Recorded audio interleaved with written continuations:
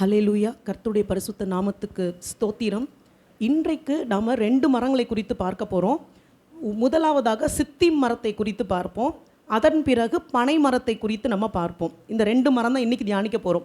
இது வரைக்கும் கிட்டத்தட்ட நிறையா மரம் தியானிச்சிட்டோம். ஆல்ரெடி நிறையா மரம் தியானிச்சிட்டோம். ஸோ நான் உங்கள்கிட்ட சொன்னது போல் நிறைய பேர் என்கிட்ட சொன்ன காரியம் என்ன அப்படின்னா, கர்வாலி மரம் தான் அவங்களுக்கு ரொம்ப அவங்க அதிகமாக கேட்டதாக அவங்க சொன்னாங்க. என்ன ரீசன் அப்படி நான் கொஞ்சம் பார்த்தபோது, இல்லை அது தனியாக இருக்குது, அந்த ஒரு மரம் மட்டும் இண்டிவிஜுவலாக இருக்கும்போது நல்லா ரெஜிஸ்டர் ஆகுது அவங்க மைண்டில், வேறு ஒன்றுமே இல்லை. அதே மாதிரி எனக்கு ரொம்ப சந்தோஷமாக இருந்தது என்ன அப்படின்னா, ஒரு 2-3 பேர் என்கிட்ட என்ன சொன்னாங்க அப்படின்னா, அந்த செய்தி நான் 2-3 தரம் கேட்டேன் சிஸ்டர், அது அவ்வளோ யூஸ்ஃபுல்லாக இருந்துச்சு, ரொம்ப நல்லா இருந்துச்சு அப்படின்னாங்க. அது கொஞ்சம் உற்சாகப்படுத்துகிற மாதிரி இருந்துச்சு. சரி, பிரயோஜனமாக இருக்குது ஜனங்களுக்கு, அது வரைக்கும் ரொம்ப சந்தோஷம்னு. ஸோ இன்றைக்கும் நம்ம இந்த சித்திம் மரத்தை குறித்து பார்க்க போகிறோம். வேதத்தில் சித்திம் மரம் அப்படின்னா உங்களுக்கு என்ன ஞாபகம் வருது? சத்தமாக சொல்லுங்கள். சித்திம் மரம் எங்கே வருது? உடன்படிக்கை பெட்டி. இன்னும் கரெக்டாக சொல்லணும் அப்படின்னா, ஆசரிப்பு கூடாரத்தில் எல்லா பொருட்களையுமே இந்த சித்திம் மரத்தை வச்சு தான் செஞ்சாங்க. நம்ம போன வாரத்தில் பார்த்தோம் இல்லைங்களா? போன வாரத்துக்கு முந்தின வாரம் தேவதாரு மரமும் கேதுரு மரத்தையும் பார்த்தோம். சாலமோனுடைய தேவாலயத்தை கேதுரு மரத்தை கொண்டு, அதே போல் தேவதாரு மரத்தை கொண்டு அவர் கட்டினார். ஆசரிப்பு கூடாரம்னு வரும்போது அங்கே தேவதாரு மரமோ கேதுரு மரமோ கிடையாது. ஆசரிப்பு கூடாரம் உண்டாக்கப்பட்டது வனாந்தரத்தில், பாலைவனத்தில். அந்த வனாந்திரத்தில் வச்சு தான் ஆண்டவர் அந்த ஆசரிப்பு கூடாரத்துக்கான மாடலை கொடுக்குறாரு. அங்கே வச்சு தான் அந்த ஆசரிப்பு கூடாரம் கட்டப்படுகிறது. அந்த ஆசரிப்பு கூடாரத்தில் பயன்படுத்தப்பட்டது இந்த சித்திம் மரம். இந்த சித்திம் மரத்தை வச்சு அவங்க என்னெல்லாம் பண்ணாங்க அப்படின்றத நான் பின்னாடி சொல்கிறேன். முதலாவதாக இந்த சித்திம் மரம் எப்படிப்பட்ட மரம் அப்படின்றத நம்ம பார்ப்போம். இது வனாந்திரத்தில் வளரக்கூடிய ஒரு மரம். நீங்கள் இப்போ இது மாதிரி செழிப்பான இடத்துல இந்த மரம் வளருமா அப்படின்னு கேட்டால் கொஸ்டின் மார்க் தான். எனக்கு அது தெரியல. ஆனால் வறட்சியான சூழ்நிலையில் செழிப்பாக வளரக்கூடிய மரங்களில் இந்த சித்திம் மரமும் ஒன்று. அதே போல் இந்த சித்திம் மரம் முழுக்க முள்ளாக இருக்கும். நம்ம ஊரில் இருக்க முள்ளு மரம் மாதிரி அந்த புரியுதுங்க, சித்திம் தான். சித்திம் தான், SHITTIM நினைக்கிறேன். தமிழில் சித்திம், இங்கிலீஷ்லேயும் அதே தான் பேர். ஸோ அது ஃபுல்லாக முள்ளாக இருக்கும். அந்த மரம் ஃபுல்லாக முள்ளாக இருக்கும். நம்ம ஊர் கருவேல மரம்லாம் பார்த்துருக்கீங்களா? அது மாதிரி நல்ல அடர்த்தியான ஒரு முள் மரம். நான் இந்த ஃபோட்டோஸை பிரிண்ட் போட்டு புக்கில் ஒட்டி வச்சுக்கிட்டேன். ஏன்னா எனக்கு அதை பார்த்தா நல்லாயிருக்கும் அப்படின்னு சொல்லிட்டு. மேபி நீங்கள் கூகுளில் கூட தேடி பாருங்கள். இதில் இன்னொரு ஆச்சரியமான விஷயம் என்ன அப்படின்னா, நம்ம ஜீசஸ் ரெடீம்ஸ் அவங்களுடைய கேலண்டர் நீங்கள் பார்த்தீங்கன்னா, இந்த வருஷம் பார்த்தீங்களா? சிஸ்டரோட வீட்டில் தான் அன்றைக்கி நான் பார்த்தேன். அவங்க மாட்டி வச்சுருந்தாங்க. மரங்களை குறித்து தான் போட்டிருக்காங்க. ஒவ்வொரு மாதமும் ஒரு மரத்தை போட்டிருக்காங்க அதில் பிக்சர்ஸு. ஆச்சரியமாக இருந்துச்சு. அப்போ அதில் தான் பார்த்தேன் நான். எனக்கு ஒரு ஐடியா வந்துச்சு, சரி இந்த மரத்தை நம்ம ஒரு ஃபோட்டோ எடுத்து ஒட்டி வைக்கலான்னு. ஸோ மரம் ஃபுல்லாக முள்ளாக இருக்குது. நல்ல மரம் உயரமாக இருக்குது. அகலமாக மேலே ஒரு கொடையை போல் விரிந்து இருக்கிறது. ஸோ அது பாலைவனத்தில் நல்லா வளரக்கூடிய ஒரு மரம். அதனுடைய வேர் எப்படி இருக்கும் அப்படின்னா, ஆழமாக பூமிக்கு அடியில் போய் தண்ணீரை உறிஞ்சக்கூடிய தன்மையுள்ள ஒரு வேர்களை கொண்ட மரம் தான் இந்த சித்திம் மரம். இந்த மரம் இருக்குது அப்படின்னா, இதை சுற்றி ரொம்ப தூரத்துக்கு நீங்கள் நீர்நிலைகளை பார்க்க முடியாது. வனாந்தரத்தில் நீர்நிலைகளை பார்க்கவே முடியாது.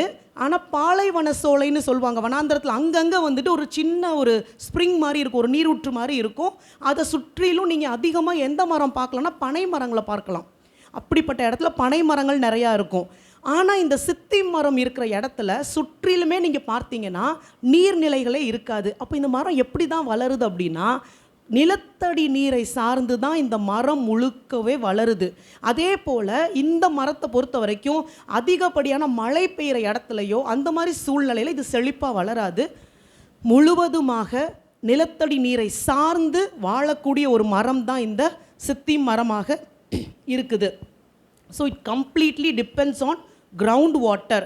அப்போ வனாந்திரத்தில் தண்ணீர், நிலத்தடியில் இருக்க நீர் வேணும்னா எந்த அளவுக்கு அந்த மரத்தோட வேர் ஆழமாக உள்ளே போகுது அப்படின்னா, இதில் இன்னொரு விஷயம், அப்போ அந்த மரம் எவ்வளவு ஸ்ட்ராங்காக இருக்கும். ஒரு புல்லை எடுத்து பார்த்தீங்கன்னா அந்த புல்லுக்கு வேர் மேலாக்கில் தான் இருக்கும், ஈஸியாக நீங்கள் பிடுங்கிடலாம். ஆனால் ஆணி வேர் உள்ள மரங்கள், ஆழமாய் வளரக்கூடிய மரங்களை பார்த்தீங்கன்னா எவ்வளோ ஈஸியாக அதை பிடுங்கவே முடியாது, அது எடுக்கவே முடியாது. அப்போ இந்த மரம் எவ்வளோ உறுதியான ஒரு மரமாக இருக்குது. ஸோ அதையும் நம்ம யோசிக்கணும். அதே போல் இந்த மரம் வனாந்தரத்தில் ஊருக்கு ஒதுக்குப்புறமாக ஒருத்தரும் போய் பார்க்காத யாரும் கண்டுக்காத ஒரு இடத்துல செழிப்பாக வளரக்கூடிய ஒரு மரம். நாமளும் இன்னைக்கு அப்படி தான் இருக்கிறோம். அநேக நேரத்தில் நம்மக்கிட்ட இருக்க முள்ளை தான் எல்லா ஜனங்களும் பார்க்குறாங்க. இது முள், இது இந்த பிரச்சனை இருக்குது, அந்த பிரச்சனை இருக்குது, இது எனக்கு தேவையில்லை. யாராவது முள்ளு மரத்தை கொண்டு வந்து தோட்டத்தில் வச்சு அழகு பார்ப்பாங்களா? அது எங்கேயாவது ஓரமாக தான் இருக்கும், எங்கேயோ ஒரு இடத்துல ஓரமாக இருக்கும். அப்படி ஒருவரும் கிட்ட போய் இருக்கணும்னு ஆசைப்படாத, அதன் முட்களை மாத்திரம் பார்த்து ஒதுக்கி வைக்கக்கூடிய, கேட்பாரற்ற நிலைமையில வனாந்திரத்தில் எங்கேயோ ஒரு இடத்துல செழிப்பாக வளர்ந்து கனி கொடுத்து தான் வேலையை கரெக்டாக செஞ்சிட்ருக்க ஒரு மரம் தான் இந்த சித்தி மரம். இன்றைக்கி உங்கள் வாழ்க்கையை நீங்கள் அதோட ஒப்பிட்டு பாருங்கள், சரிங்களா? ஸோ அதை மெசேஜ்குள்ளே போகும்போது நான் அதையும் உங்களுக்கு சேர்த்து கம்பேர் பண்ணி எக்ஸ்பிளைன் பண்ணுறேன். ஸோ வேதத்தில் இந்த சித்தி மரம் அப்படின்றது எங்கேருந்து வருது அப்படின்னு பார்க்கலாம். இந்த சித்தி மரம் முழுவதும் முட்கள் நிறைந்த மரம் என்றாலும் தேவன் அதை தமக்காக தெரிந்து கொண்டார். ஏன் அப்படின்னு சொல்கிறேன். எரேமியாவின் தீர்க்க தரிசன புஸ்தகம் 17வது அதிகாரம், எரேமியா 17 7-8. எரேமியா 17 7-8. கர்த்தர் மேல் நம்பிக்கை வைத்து கர்த்தரை தன் நம்பிக்கையாக கொண்டு இருக்கிற மனுஷன் பாக்கியவான்.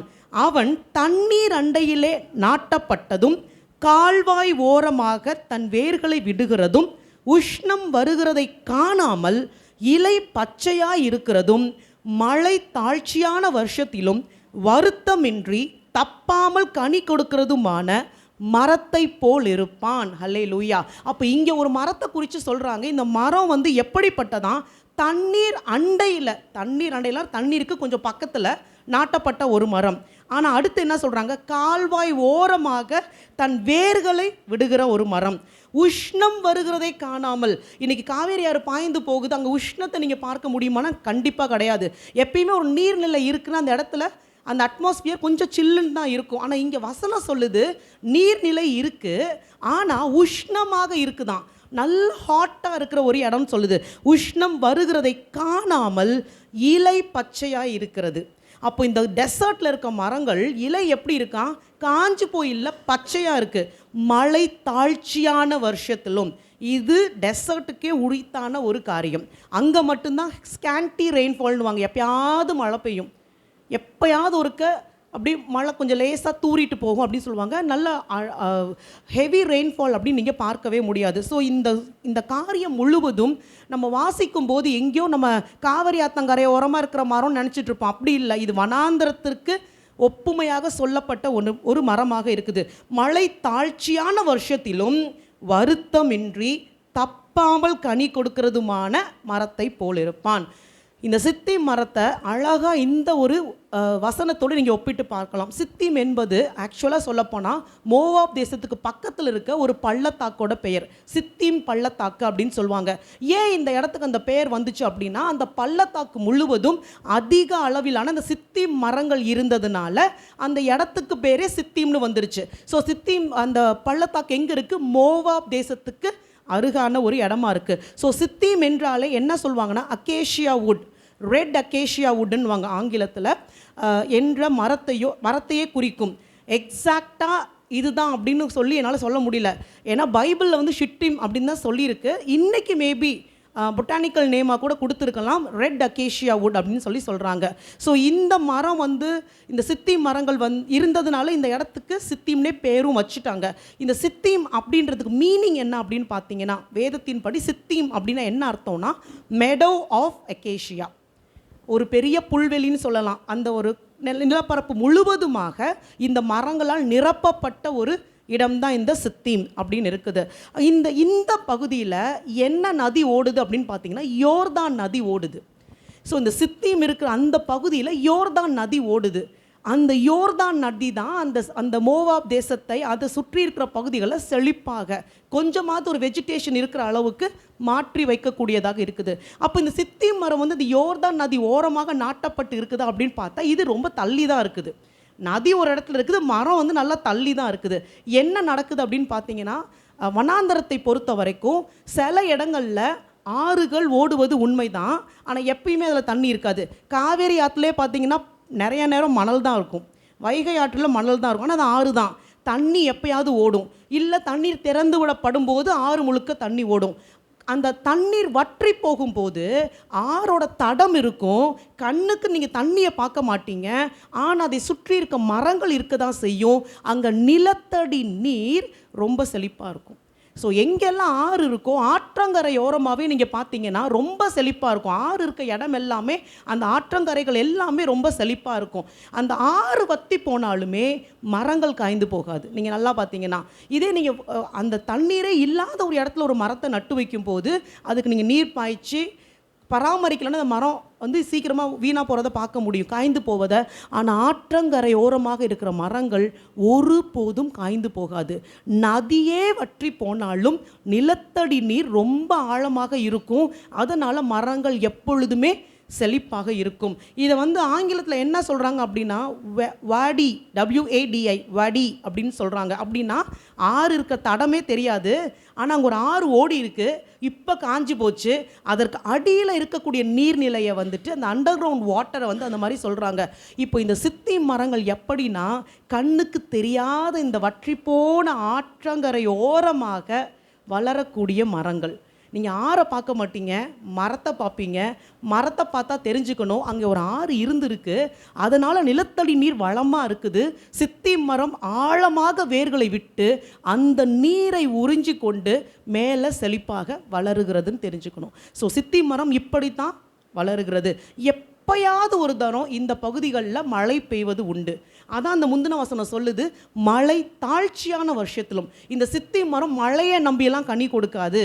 மழை பெஞ்சாலும் பெய்யாட்டியும் ஆழத்துலேருந்து தண்ணீரை எடுத்துக்கும், நல்லா ஸ்ட்ராங்காக உருவாயிக்கும், கனி கொடுத்து கொண்டே இருக்கும். என்றைக்குமே அதில் கனி வந்து மிஸ் ஆகாது. அதே போல் இந்த மரத்தை பராமரிக்க தோட்டக்காரன் கிடையாது, அதுக்கு என்ன வேணும்னு பார்த்து பார்த்து செய்ய ஒருத்தரும் கிடையாது.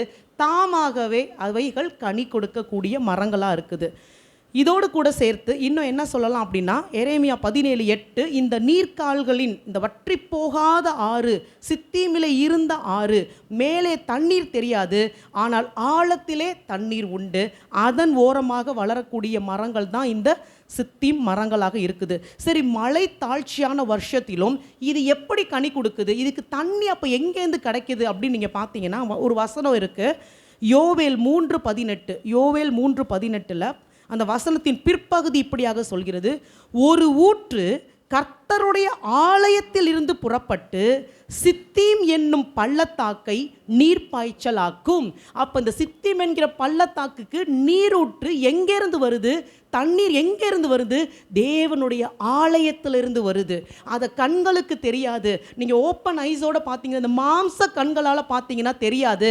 ஆனால் இந்த மரங்கள் தேவனாலே பாதுகாக்கப்படுகிற மரங்கள், தேவனாலே நீர் பாய்ச்சப்படுகிற மரங்கள். இந்த மரங்கள் முழுவதும் கர்த்தரை சார்ந்து வாழக்கூடிய மரங்கள். சூழ்நிலையை சார்ந்து வாழாது. நீ தண்ணி கொடுத்தா கொடு, கொடுக்கலனா போட்டும், மழை பெஞ்சா என்ன, ஆற்றுல தண்ணி வந்தானே, அதை பற்றிலாம் எனக்கு கவலை இல்லை. எனக்கு நீரூற்றை தருபவர், என்னை நீர் பாய்ச்சல் உள்ள தோட்டத்தை போல மாற்றுகிறவர் கர்த்தர் ஒருவரே. அவருடைய ஆலயத்திலிருந்து எனக்கு தண்ணீர் வருகிறது. அதை மட்டும் நம்பி வாழக்கூடிய மரங்கள் தான் இந்த சித்தி மரங்களாக இருக்குது. ஸோ வசனம் தெளிவாக சொல்லுது, ஒரு ஊற்று கர்த்தருடைய ஆலயத்திலிருந்து புறப்பட்டு சித்தீம் என்னும் பள்ளத்தாக்கை நீர் பாய்ச்சலாக்கும். எனவே இந்த பகுதியும் இங்கிருக்கும் சித்தீம் மரங்களும் கர்த்தருடைய ஆலயத்திலிருந்து புறப்பட்டு வருகிற தண்ணீரினாலே நீர் பாய்ச்சப்பட்டு அவர்கள் செழிப்பாக வளருகிறார்கள். இந்த இடத்துல ஒரு 2 சம்பவம் சொல்கிறேன். இந்த சித்தீமில் என்ன நடந்துச்சு, நிறையா நடந்திருக்கு. குறிப்பாக 2 சம்பவம் சொல்கிறேன். என்னாகமத்தின் புஸ்தகம் 25வது அதிகாரத்தில், இல்லை எடுக்க வேண்டாம், அதில் ஒரு முக்கியமான சம்பவம் நடக்கும். பீலையாம் வந்துட்டு இந்த ஜனங்களை சபிக்க முடியாதுன்னு சொல்லிட்டு போயிடுவான், சபிக்க முடியலன்னு போயிடுவான். அதனுடைய தொடர்ச்சியாக என்னாகும் 25 தொடங்கும் போது என்ன நடக்கும்னா, மோவாபிய பெண்கள் வந்து இஸ்ரவேல் ஜனங்களை வந்து என்ன பண்ணுவாங்க, நாங்கள் விருந்து படைச்சிருக்கோம் எங்கள் தெய்வத்துக்கு, நீங்கள் சாப்பிட வாங்கன்னு கூப்பிடுவாங்க. அப்போ இந்த இஸ்ரவேல் ஜனங்கள் எல்லாம் புறப்பட்டு போய் இந்த சித்தீமில் தான் இங்கே இருக்கும்போது இங்கேருந்து புறப்பட்டு மோவாபிய ஸ்திரீகளோடு கூட போய் அவங்க தேவர்களுக்கு இட்ட அந்த விருந்தையெல்லாம் உட்கொண்டு பெரிய வாதை உண்டாகி நிறைய பேர் அங்கே செத்து போவாங்க. ஸோ இந்த முக்கியமான இன்சிடென்ட் எங்கே நடந்துச்சோ இந்த இடத்துல தான் நடந்துச்சு. ஸோ இது வந்து நீங்கள் நோட் பண்ணிக்கணும். அதே போல் இந்த சித்தீம் அப்படின்றது எங்கே அப்படின்னா யோர்தானுக்கு முன்னாடி இருக்கிற பகுதி. ஸோ ஜனங்கள் யோர்தானை தாண்டி கானானுக்கு போகிறதுக்கு முன்னாடி கடைசியாக இந்த சித்தீமில் தான் பாளையம் இறங்கி இருந்தாங்க. ஒன்ஸ் அவங்க சித்தீமை விட்டு புறப்பட்ட பிறகு அவர்கள் யோர்தானை கடந்து வாக்குத்தத்தம் பண்ணப்பட்ட கானானுக்குள்ளாக அவர்கள் பிரவேசித்தார்கள். ஸோ 2 முக்கியமான ஒரு சம்பவம் வந்து இந்த சித்தீம் அப்படின்ற இந்த இடத்துல வந்து நடந்ததாக நம்ம பார்க்க முடியும். அதே போல தான் நாமும் கர்த்தர் மேல் நம்பிக்கை வைத்து கண்ணுக்கு தெரியும் தண்ணீரை நம்பி அல்ல, கண்ணுக்கு தெரியாத ஆழத்தில் மறைந்திருக்கும் ஊற்றாலை போஷிக்கப்பட்டு கனி கொடுக்க வேண்டும். புரியுதுங்களா? சித்தி மரம் புரியுதுங்களா? அடுத்து இந்த சித்தி மரம் அப்படின்னா விசுவாசம்னு அர்த்தம். ஏன்னா விசுவாசத்தை குறித்து சொல்லும்போது அது என்ன சொல்லுது? எபிரேயர் 11:1 விசுவாசமானது நம்பப்படுகிறவைகளின் உறுதியும் காணப்படாதவைகளின் நிச்சயமுமாக இருக்குது. அதுக்கு உதாரணம் சித்தி மரம், மறந்துடாதீங்க. ஏன்னா இந்த சித்தி மரம் இதற்கு உதாரணமாக இருக்கிறது. 6 இருந்த தடயம் இல்லை, இருந்ததாக நம்பப்படுகிறது. காண முடியவில்லை, ஆனாலும் அது இருப்பது நிச்சயம். அதுக்கு உதாரணமாக இருக்கிறது தான் இந்த சித்தி மரம். இப்போது இந்த சித்தி மரத்தை வைத்து என்னெல்லாம் செஞ்சாங்க அப்படின்னு பார்த்தா, வனாந்தரத்தில் தேவன் தன்னுடைய ஆசரிப்பு கூடாரத்தில் இருக்க பொருட்களை செய்வதற்கு சித்தி மரத்தை தான் தெரிந்தெடுத்தார். யூஸ்வலாக முள்ளு மரம்னு ஒதுக்கி வைக்காமல் தேவன் ஒரு மரத்தை தெரிந்தெடுக்கிறாருன்னா அதில் ஒரு அர்த்தம் இருக்கும். கரெக்டுங்களா? ஸோ இந்த சித்தி மரம் எப்படின்னா வெளிப்புறத்தில் முட்களால் நிறைந்திருந்தாலும் அந்த மேலே இருக்க அந்த தோலை பட்டையை உரித்து எடுத்துட்டு உள்ளே இருக்கிற மரத்தை வச்சு தான் அவங்க வந்து இந்த பொருட்களை எல்லாமே செய்தாங்க. உள்ளே இருக்கிற அந்த மரம் சில சமயத்தில் டார்க் ப்ரௌன், ரெட்டிஷ் ப்ரௌனாக இருக்கும், இல்லை வெள்ளை கலரில் இருக்கும், அந்த காம்பினேஷனில் இருக்கும். அது நல்ல வளவளப்பாக இருக்குமா. வெளியில் தான் உள்ளார நல்ல வளவளப்பாக ஸ்மூத்தாக சாஃப்டாக நல்ல உறுதியாக இருக்குமா அந்த மரம். ஸோ அதை எடுத்து வந்து தான் அவங்க என்ன பண்ணாங்க, இந்த பொருட்கள் எல்லாவற்றையும் செய்தார்கள். மறுபடியும் நான் சொல்கிறது போல் இன்றைக்கு மக்களுடைய பார்வையில் முள்ளு மரமாக நீங்கள் தெரியலாம். உங்ககிட்ட இருக்க குறைகளை மக்கள் பெருசாக பேசலாம். தனிமைப்படுத்தப்பட்ட வாழ்க்கையாக இருக்கலாம். உங்களுக்கு உதவி செய்ய ஒருத்தருமே இல்லாமல் இருக்கலாம். மற்ற மரமெல்லாம் ஆத்தங்கரையோரமாக இருக்க, ஆண்டவரே நல்லா செழிப்பாக வளருது. உங்களுக்கு கர்த்தர் தம்முடைய ஆலயத்திலிருந்து தண்ணீர் கொடுப்பார். நீங்கள் செழிப்பாக வளர்றது அவராலே மாத்திரம்தான். இந்த சித்தி மரத்தை போல உங்கள் நம்பிக்கை கர்த்தர் மேலே மாத்திரம்தான் இருக்க முடியும். அவரால் மட்டும்தான் உங்களை போஷிக்க முடியும். வேறு பிரிக்கப்பட்ட வாழ்க்கை, ஒருத்தருக்கும் இல்லாத ஒரு செழிப்பு எனக்கு இருக்குது. எனக்கு வர்றது எங்கேருந்து வருது? கர்த்தரிடத்துலேருந்து வருது. உலகத்தின் காரியத்தை நான் நம்பவில்லை. அதே போல் இந்த ஆத்தாங்கரையோரமாக இருக்க மரத்தெல்லாம் தேவன் தெரிந்தெடுக்காம ஒதுக்கப்பட்ட வனாந்திரத்தில் தனியாக முள்ளு மரம்னு நின்றுட்டு இருக்க என்னையை தேடி வந்து என்னை கொண்டு தம்முடைய ஆசாரிப்பு கூடாரத்தில் உள்ள சகலவற்றையும் அவர் செய்கிறார்னா அதுதான் என்னுடைய தனித்துவமாக இருக்குது. 10:1 ஆத்தாங்கரையோரமாக இருக்கிறத விட சித்தி மரத்தை போல் தனியாக வனாந்தரத்தில் கர்த்தருக்கு பிரயோஜனப்படுற மரமாக இருக்கிறது மேலான காரியம். மேலான காரியம் எல்லாமே சொல்லட்டுமே, எல்லாரும் ஒதுக்கட்டுமே, பரவாயில்ல, என் தேவனுக்கு நான் பயன்படுகிறேன், அது மேலான விஷயம். அதே போல் இந்த சித்தி மரம் எப்படி ஆழமாக வேர் விடுகிறதோ உங்கள் நம்பிக்கையை கர்த்தர்கிட்ட ஆழமாய் நீங்கள் வைக்கும் போது அசைக்கப்பட மாட்டீங்க. இன்னும் ஆழம் அந்த தண்ணி எனக்கு கிடைக்கிற வரைக்கும், அந்த ஜீவ தண்ணீர் கிடைக்கிற வரைக்கும் என் வேர்கள் அதை தேடி ஓடிக்கொண்டே இருக்கும். வேர் அடியில் எவ்வளோ ஆழமாக இருக்குன்றது உலகத்தான் கண்களுக்கு தெரியாது, கர்த்தருக்கு தெரியும். ஸோ அதற்கு உதாரணமாக தான் இந்த சித்தி மரம் இருக்குது. எடுத்துக்கோங்க, யாத்திராகமத்தின் புஸ்தகம் 25வது அதிகாரம். யாராவது ஒருத்தர் வாசிக்கணும். யாத்திராகமம் 25 ஃபஸ்ட்டு 2 வசனம் நான் வாசிக்கிறேன். யாத்திராகம் 25 2வது வசனமும் 5வது வசனமும். இஸ்ரவேல் புத்திரர் எனக்கு காணிக்கையை கொண்டு வரும்படி அவர்களுக்கு சொல்லு, மனப்பூர்வமாய் உற்சாகத்துடன் கொடுப்பவன் எவனோ அவனிடத்தில் எனக்கு காணிக்கையை வாங்குவீர்களாக. ஃபஸ்ட்டு பாயிண்ட்டு தெளிவாக இருக்குது. உற்சாகமாக கொடுக்கணும், இஷ்டப்பட்டு கொடுக்கணும், மன விருப்பத்தோடு கொடுக்கணும், அந்த காணிக்கையை வாங்கி கொண்டாரு. காணிக்கையை என்ன கொண்டு வந்தாங்களாம்? 5வது வசனம், சிவப்பு தீர்த்த ஆட்டுக்கடா தோளும் தகசு தோளும் சித்தி மரமும். ஸோ வனாந்திரத்தில் அதுதான் இருக்குது. எத்தனை நாள் அந்த மரம் வருத்தப்பட்டிருக்கும். தனியாக நிற்கிறேன், ஒருத்தருக்கும் பிரயோஜனம் இல்லை, யாரும் என்கிட்ட வந்து உட்காரலை. ஒரு நாள் ஆண்டவர் தம்முடைய ஜனத்தை அனுப்புகிறாரு. அந்த ஜனம் வனாந்திரத்துக்கு வந்துருச்சு. இப்போது இவங்க தேடி பிடிச்சி சித்தி மரத்தை கொண்டு வராங்க. ஏன்னா தேவன் சொல்லிட்டாரு, அந்த மரம் தான் எனக்கு வேணும், அதை வச்சு தான் நீ செய்யணும். ஆண்டவரே கேதுரு மரம் வேண்டாம்ப்பா, ஆண்டவரே இல்லை பனை மரம் வேண்டாம்ப்பா, எனக்கு நீ வேணான்னு ஒதுக்குன சித்தி மரம் தான் வேணும்னு இப்போ கர்த்தர் வந்து சொல்கிறாரு. உங்களை தேடி ஆட்கள் வருவாங்க. நீங்கள் தனியாக தான் இருப்பீங்க. கவனிப்பார் இல்லாமல் இருக்கீங்க. நாள் ஒன்று வரும், உங்களை தேடி கர்த்தர் ஆட்களை அனுப்புவார். ஏற்ற நேரத்தில் வருவாங்க. உங்களை கொண்டு தன்னுடைய காரியத்தை செய்வார். உங்களை கொண்டு தன்னுடைய ஆலயத்தை கட்டுவார். அநேகருக்கு உங்களை ஆசீர்வாதமாக உதாரணமாக நிறுத்துவார். அந்த நாட்கள் வருகிறது. அதுக்கு உதாரணம் தான் இது. ஸோ கரெக்டாக அந்த நாள் வந்தபோது இவங்க தேடி போய் விசாரிப்பார் இல்லாமல் தனியாக இருந்த மரத்தை போய் எடுத்துக்கிட்டு வராங்க.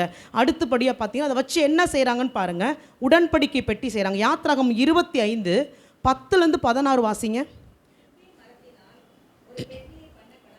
சித்தி மரத்தினார் ஒரு பெட்டியை பண்ண கடவீர்கள். அதன் நீளம் 2.5 முழமும், அதன் அகலம் 1.5 முழமும், அதன் உயரம் 1.5 முழமுமாய் இருப்பதாக. அதை எங்கும் பசும் பொன் தட்டினால் மூடுவாயாக. முள்ளால் மூடப்பட்ட மரம் கர்த்தருக்கு பயன்படணும்னு முடிவு பண்ண உடனே இப்போ என்னாச்சு? அழகாக தேவன் முள்ளை நீக்கிட்டாரு. உங்கள்கிட்ட இருக்க குறையெல்லாம் நீக்கிடுவார். எதை பார்த்து ஜனங்கள் உங்களை ஒதுக்குனாங்களோ இப்போ அந்த காரியத்தெல்லாம் நீக்கிட்டாரு. உள்ளே இருக்கிற மரத்தை எடுத்துட்டாரு. உங்கள் இருதயத்தை பார்த்துட்டாரு. அந்த இருதயம் கரைதிரை இல்லாமல் இருக்குது, அழகாக இருக்குது. கர்த்தர் வெளிப்புறத்தை பார்க்கல, உங்கள் உட்புறத்தை பார்த்தார், இருதயத்தை பார்த்தார். இருதயத்தை எடுத்து இப்போ அதை மேலே ஃபுல்லாக பொன்னினால் மூடுகிறார். தம்முடைய மகிமையினால் மூடுகிறார். கனமான காரியமாக மாற்றுகிறார். விசாரிப்பார் இல்லாமல் தான் கடந்தேன். இன்றைக்கி என் கர்த்தர் என்னை எடுத்து, சும்மா எடுக்கலை, என்னை எடுத்து என் முள்ளெல்லாம் நீக்கி, என் தோலெல்லாம் நீக்கி, என்னுடைய இருதயத்தை அவர் பார்த்து இன்றைக்கு தம்முடைய மகிமையினால் அதை மூடி, தன்னுடைய உடன்படிக்கை பெட்டியாக அதை மாற்றி, இன்றைக்கி இந்த மரம் விசாரிப்பார் இல்லாமல் கடந்த மரம், ஒதுக்கப்பட்ட மரம் கர்த்தருடைய உடன்படிக்கை பெட்டியாக மாறிடுச்சு. அதற்குள்ளாக என்ன வைக்கிறாரு? இதை உடன்படிக்கை பெட்டியாக செஞ்சு என்ன வைக்கிறாரு? பொற்பாத்திரத்தில் மன்னாவை வைக்கிறாரு. ஆரோனுடைய துளிர்த்த கோலை வைக்கிறாரு. 10 கட்டளைகளை வைத்து என்னை எவ்வளவு மேன்மைப்படுத்த முடியும். இந்த பெட்டிக்கு மேலாக கிருபாசனத்தை வைக்கிறாரு. அதன் மேலாக கேருபீன்களை வைக்கிறாரு. அதை யார் தொடணும், யாரை தொடக்கூடாது எல்லாத்தையும் டிசைட் பண்ணி இந்த பெட்டியை எங்கே கொண்டு போய் வைக்கிறாரு? மகா பரிசுத்த ஸ்தலத்தில் கொண்டு போய் வைக்கிறார். மகா பரிசுத்த ஸ்தலத்தில் கொண்டு போய் வைக்கிறார். உங்கள் மேன்மையை புரிஞ்சுக்கோங்க. முள்ளு நினைக்காதீங்க. எல்லாரும் ஒதுக்குனாங்க நினைக்காதீங்க. கர்த்தருடைய பார்வையில் விலையேற பெற்றவர்கள், கர்த்தருடைய பார்வையில் விலையேற பெற்றவர்கள். அது ஒரு நாள் வரும்போது நடக்கும். அது வரைக்கும் பொறுமையாக காத்திருங்க. கனி கொடுப்பதை விட்டு விடாதீர்கள். ஸோ இந்த மரத்தினால் செய்யப்பட்ட ஒரு உடன்படிக்கை பற்றி அடுத்ததுக்கு போவோம். கிருபாசனம். அதே 25வது அதிகாரத்தில் 17வது வசனம் வாசிங்க. 25:17. பசும் பொன்னினாலே கிருபாசனத்தை பண்ணுவாயாக. அது 2.5 முழ நீளமும் 1.5 முழம் அகலமுமாய் இருக்க கடவது. இந்த கிருபாசனத்தை எங்கே வைப்பாங்கன்னா அந்த பெட்டிக்கு மேலே வைப்பாங்க. அந்த கிருபாசனத்தின் மேலே தான் அந்த ரத்தத்தை ஊற்றுவாங்க. வருஷத்தில் ஒரு தரம் போய் ரத்தத்தை ஊற்றுவாங்க. அந்த கிருபாசனத்துக்கு மேலே 2 பக்கமும் கேருபீன்கள் வைக்கப்பட்டிருக்கும். அடுத்து பாருங்கள், மேஜை. 23-30, அதே 25வது அதிகாரத்தில் 23-30 வரைக்கும் வாசிச்சிங்கன்னா இதே சித்தி மரத்தினால், நீங்கள் வீட்டில் வாசிங்க, சித்தி மரத்தினால் ஒரு மேஜையை செய்து அந்த மேஜையும் எங்கே வைக்கணும்? ஆசரிப்பு கூடாரத்தில் வைக்கணும். அந்த மேஜையின் மேலே தேவ சமூகத்து அப்பங்கள் வைக்கப்படும். இந்த சித்தி மரத்தின் மேலே கர்த்தர் தம்முடைய வார்த்தையை வைத்து, தம்முடைய வார்த்தையை என் மேலே வைக்கிறாரு. ஒவ்வொரு நாளும் வைக்கிறாரு. தேவனுடைய சமூகத்தை என்னை வைக்கிறாரு. அவர் வார்த்தையை என் மேலே வந்து வைக்கிறாரு.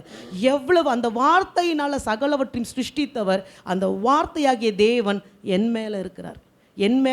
என்னை தேடி வந்து என் மேலே இருக்கிறார். வேறு எந்த மரத்துக்கும் கிடைக்காத ஒரு பாக்கியம். வாசஸ்தலத்து பலகை அண்ட் தாழ்பால், இதையும் எதில் பண்ணாங்களாம்? அதே யாத்ராகமம் 26:15-29 வரைக்கும் வாசிச்சிங்கன்னா அந்த வாசஸ்தலத்துக்கு கதவுகள் செய்கிறாங்க, நிலைகள் செய்கிறாங்க, தாழ்பால் எல்லாமே சித்தி மரம் தான். அவருடைய முழு ஆலயத்தின் உண்டான சகல காரியங்களும் சித்தி மரத்தினாலே செய்யப்பட்டு, எதெல்லாம் பொன் தகட்டால் மூடணுமோ அதை மூடி எவ்வளவு மேன்மைப்படுத்த முடியுமோ இந்த சித்தி மரத்தை தேவன் மேன்மைப்படுத்தினார். அதே போல் தூபபீடம், நீங்கள் 30 யாத்ராகமம் 30:1 வாசிங்கன்னா தூபபீடம் செய்வாங்க. அதுவும் இந்த சித்தி மரத்தில் தான் செய்வாங்க. பலிபீடம் யாத்ராகமம் 27:1-6 வாசிச்சிங்கன்னா பலிபீடத்தையும் சித்தி மரத்தினாலே அவர்கள் செய்தார்கள். இந்த சித்தி மரத்திற்கு மேலாகத்தான் பலியானது செலுத்தப்பட்டது. லிட்டரலாக சொல்லணும்னா இயேசு கிறிஸ்துடைய சிலுவை மரம் எதில் செய்யப்பட்டது எனக்கு தெரியாது, உண்மையிலே தெரியாது, தெரிஞ்சால் சொல்லுங்கள். ஆனால் அந்த ஆசரிப்பு கூடாரத்தில் பலிபீடம் நானாக இருக்கேன். என் மேலே என் தேவன் தம்மை பலியாக ஒப்பு கொடுத்தார். தம்மை பலியாக ஒப்பு கொடுத்தார். எல்லாவற்றிலும் அவர் என்னை மேன்மைப்படுத்தி தான் வைத்திருக்கிறாரு. அவரை சுமந்து கொண்டு நிற்கிற ஒரு பாத்திரமாக என்னை வைத்திருக்கிறார், மேன்மைப்படுத்தி இருக்கிறார். இதுதான் இந்த சித்தி மரத்திற்கு தேவன் கொடுத்த மேன்மையாக இருக்கிறது. அதனால் இந்த சித்தி மரத்தில் உள்ள முட்கள் நீக்கப்பட்ட பிறகு அது எப்படி பயனுள்ளதாக மாறுதோ, இன்றைக்கி நீங்கள் உங்கள் விசுவாசத்தை விட்டுறாதீங்க. நாள் ஒன்று வரும், கர்த்தர் உங்கள்கிட்ட இருக்க முள்ள அகற்றுவார், உங்கள் இருதயத்தை பார்ப்பார், உங்களுக்கு உண்டான காரியத்தில் உங்களை உயர்த்துவார், தம்முடைய ஊழியத்திற்காக எடுத்து பயன்படுத்துவார். அவர் ஆலயத்தில் எல்லாமே நீங்கள் தான்றாரு. என் ஆலயத்தில் எல்லாமே நீ தான், தூபபீடம் நீ தான், பலிபீடம் நீ தான், ஆசரிப்பு கூடாரத்தில் இருக்கிற அந்த நிலைக்கதவுகள் எல்லாமே நீ தான், உடன்படிக்கை பெட்டி நீ தான். ஸோ நான் உடன்படிக்கை பெட்டி, எனக்குள்ளாக என் கர்த்தர் வாசமாக இருக்கிறார். ஹல்லேலூயா, ஹல்லேலூயா. ஸோ சித்தி மரம் புரியுதுங்களா? புரிஞ்சிருச்சா? அடுத்த மரத்துக்கு போகலாமா? யாராவது ஒருத்தரை பாஸ் பண்ணி